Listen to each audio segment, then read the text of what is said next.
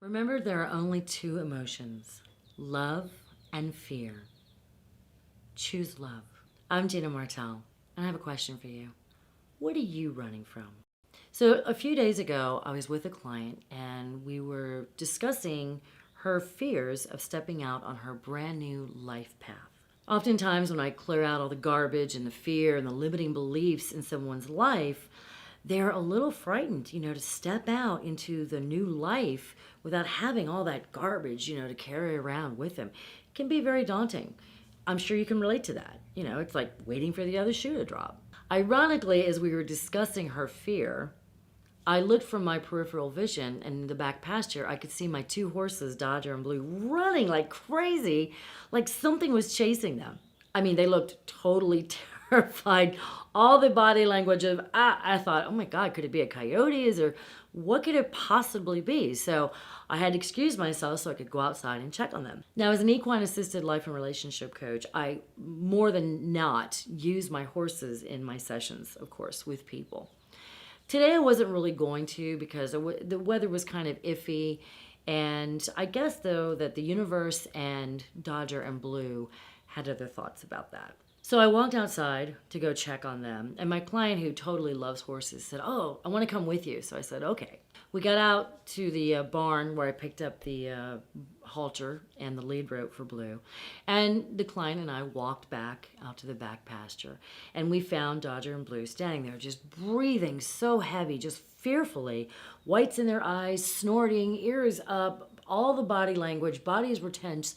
They were just scared to death. So I calmly put the halter on Blue, connected the lead rope, and asked my client if she could stand and just talk to him by his head so I could look over his entire body and see what was going on. Blue seemed really appreciative. I mean, he trusts me. He knows I'm going to take care of him. So while he stood there, he waited calmly so I could see what was going on. I looked over his entire body. I mean, he's 1,200 pounds. He's 16'5" hands. He's huge, okay? What I found was on his tail, there was a tiny, tiny little thin branch wrapped really tight around his tail that was loaded with thorns. And I think what happened was the thorns were catching on whatever brush and grass and thing that was on the ground while he was grazing. And so it was tugging his tail. And of course, he got really frightened, thinking something had him and was coming after him to kill him and probably eat him. I mean, this is the way horses think. Blue, not knowing what it was certain it was after him to get him. So I removed the branch. It took a little while. It was really wrapped super tight around his tail. So I finally got it off, and he just stood there, trusted me to get it done, and then I finally got the branch or the little twig removed. While I was doing this, I noticed my client standing very close to his face, patting him on the face and talking very calmly and confidently to him. So once I had the branch out, I went over and gave Blue a big rub on his face. And then, like nothing, because horses live in the moment, he put his head down and started grazing. And then Dodger, of course, calmed down and put his head down and started grazing. And then the day was perfect. The wind was blowing, the birds were chirping, and they could get back to grazing in the sun with the wind blowing their manes and tails, and it was just a beautiful moment. When we got back into the house, my client and I sat down, and we started laughing at the thought of, wow, this big 1,200-pound animal, how could he be so afraid of a little teeny tiny twig? I related Blue's fears to her, and her being afraid of taking that leap of faith and stepping out into a new life. All she had to do was believe that she could create the kind of life that she wanted, and to start living as if it was already happening for her. And when necessary, she could find her calm and confident voice inside of her to help calm her down. Sometimes we worry about the really small things. Sometimes we worry about the really big things. But as my favorite philosopher Rumi says, as you think, so shall you be. So if you're going to live your life in fear, you're going to be a very fearful person. If you live your life in love, you'll be a very loving person without fear. Are you running from things in your mind? How big are they really? When you quiet your mind and you really figure out what you're afraid of, could it be possible that you're kind of like Blue, that you're running with a little tiny thing wrapped around your tail too tight and it's making you run crazy and wild, but it's just a little thing? Once again, my horses helped my client. Once again, my horses reminded me that trust is earned. And fear is going to be there sometimes. Courage is having the fear, but confronting it anyway. When we walk through the fire, we come out on the other side, and we are forever transformed. So let's talk about fear. In the Course of Miracles, a huge book that my sister gave me, it emphasizes throughout all the pages that there are only two emotions, love and fear. If you love, you cannot have fear. If you fear, you cannot have love. But if you live your life in a state of loving, fear has no real place at all in your life. My client having the fear to step into her new life, I would expect that. She didn't have a childhood or a life up until that point that had been without fear and had been with unconditional love. She had no idea what that was. That was a whole new experience for her. So of course she was going to be a little apprehensive. She had never known having her own control and how to let go and have absolute freedom to live your life as you wanted to. She'd also never known self-love. But I knew she could do it. And what about the fear of doing what you want to do and someone else judging you? What about when you're growing up and your parents are not supportive of you being an artist or a musician or a teacher or even a horse trainer? What happens to those dreams? You acquiesce to what everybody else wants and you're doing something you really are not passionate about. But inside, that dream is still alive. It's just lying dormant, waiting for you to stand up and say, this is what I want to do.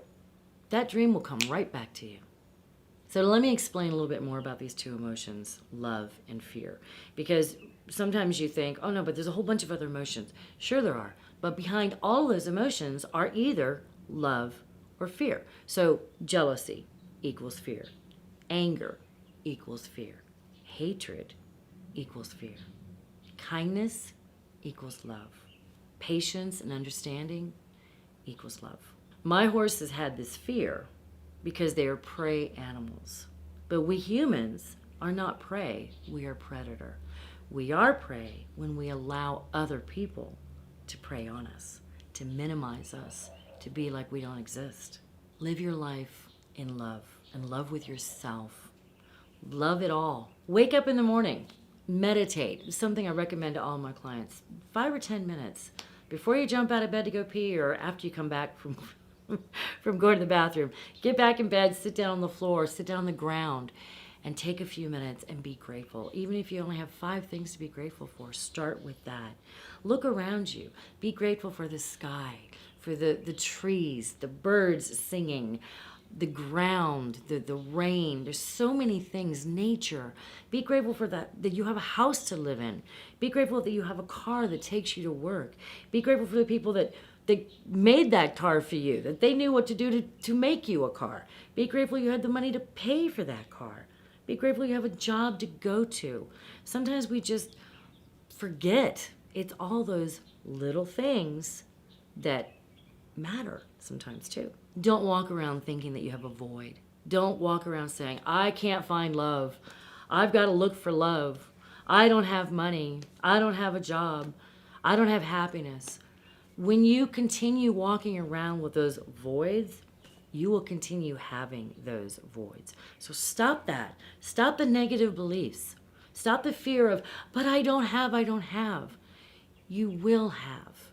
Think positive. Speak life into your life. Speak what you want, what your dreams are in your life. I cannot emphasize enough. Live as if it already is. Feel the emotional gratitude and joy of it as if it already is. Try living like that for a week. No kidding. Try getting up and being grateful. Try going the extra mile. Try being kind, saying a kind word, apologizing, owning something that you did. Oh, my bad. Ask for forgiveness. Try it, okay? Think every day in gratitude and say, Today's going to be a great day. And be nice to people at work. Try it for a week. If you don't start to feel joy and openness in your heart, if you don't start to feel great, I promise you never have to watch my videos again. Today, because I talked about it, I do want to recommend you pick up the book, A Course in Miracles. I warn you though, it is a huge book. It's going to take time to read. It's like that thick.